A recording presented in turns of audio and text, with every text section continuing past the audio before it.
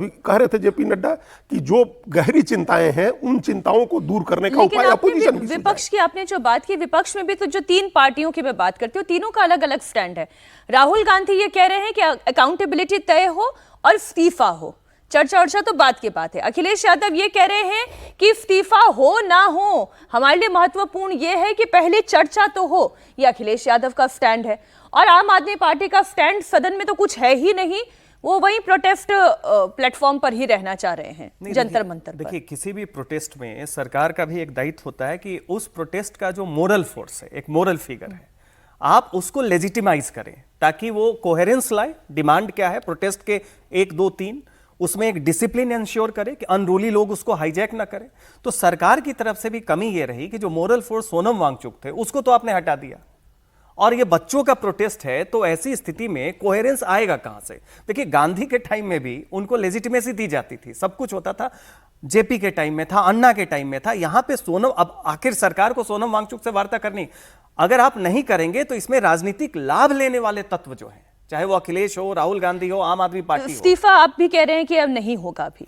देखिए, नहीं होगा, ये तो देखिए, ये तो नैतिक दायित्व है। ये तो अब रेल मंत्री रेल तो नहीं चलाता है, लेकिन लाल बहादुर शास्त्री, माधवराव सिंधिया, नीतीश कुमार से लेकर सबने नैतिक दायित्व लिया। उनको लगा कि रहीमन पानी राखी बिन पानी सब सून।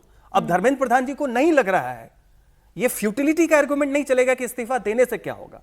ये तो एक नैतिक जवाबदेही है ना, ये कानूनी तौर पे टेक्निकलिटी से नहीं तय हो सकती है। तो ये तो उनका व्यक्तिगत मामला है और बीजेपी सरकार का एक डिसीजन है कि वो इसे, उनको लग रहा है कि भाई अपोजिशन आर्म ट्विस्ट करके कैसे करवा लेगा। एक इंस्टीट्यूशनल ईगो भी होती है। लेकिन आप ये भी देखिए कि ये वो लोग हैं जो राजनीतिक लाभ लेने की कोशिश कर रहे हैं। जब छात्रों का प्रोटेस्ट शुरू हुआ, कोई अपोजिशन पार्टी, कोई बड़ा नेता वहां नहीं गया। अब ये सब लोग अपने अपने ढंग से उसको साधने की कोशिश कर रहे हैं, एक दूसरे पे आरोप भी लगा रहे हैं कि कांग्रेस बीजेपी में साठगांठ है, हमें क्यों नहीं लिया गया। इंपॉर्टेंट मेरे नजरिए में यह है कि चर्चा होनी चाहिए, परमानेंट सोल्यूशन निकलना चाहिए, और नैतिकता के आधार पर यदि इस्तीफा होना होता तो जब लगातार आरोप लग रहे थे और पॉलिटिक्स नहीं शुरू हुई थी तभी इस्तीफा हो जाना चाहिए था। लेकिन अब सरकार परमानेंट सोल्यूशन के लिए जब आगे बढ़ चुकी है, तो ऐसे मौके पर जब पार्लियामेंट सेशन में है तो वो संकेत ये कहते हैं कि इस्तीफा नहीं लेगी। इधर सोनम वांगचुक के अनशन का आज 26वां दिन है। सोनम वांगचुक भी अनशन तोड़ने के लिए तैयार है। उन्होंने सरकार के सामने डिमांड रखी है जिसमें धर्मेंद्र प्रधान के इस्तीफे को प्राथमिकता नहीं दी गई है। उन्होंने अपील की है कि सरकार इस पर विचार करे, जबकि राहुल गांधी धर्मेंद्र प्रधान के इस्तीफे पर अडिग है। सरकार भी कह रही है कि वांगचुक के ओपन लेटर का जवाब सरकार की तरफ से दिया जाएगा। सरकार से विनती करता हूं कि वो और ऐसे ताकत बल का प्रयोग न करें बच्चों पर, और दूसरी बात, उन पर आरोप और एफआईआर जिससे कि उन्हें सताया जा सके जेल या पुलिस द्वारा, ये न करने की मुझे आश्वासन चाहिए।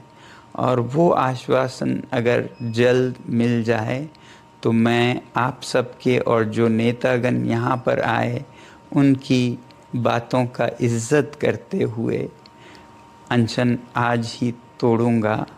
मगर अगर ऐसा कोई आश्वासन नहीं आए तो बदकिस्मती से मुझे ये अनशन जारी रखना पड़ेगा। हमने कहा कि आप अपना अनशन तोड़िए और आप मुख्य धारा में शामिल होकर के बच्चों को सही डायरेक्शन की तरफ आप ले जाएं। हमारा सरकार सारी विषयों के बारे में चर्चा करने के लिए खुली है और वो हमेशा उसको एड्रेस करेगी। तो उन्होंने कहा ठीक है, हम इस पर आपको आई विल रिस्पॉन्ड बैक। आज उन्होंने पत्र लिखा है, मुझे ओपन लेटर लिखा है, हम उस पर जवाब देंगे।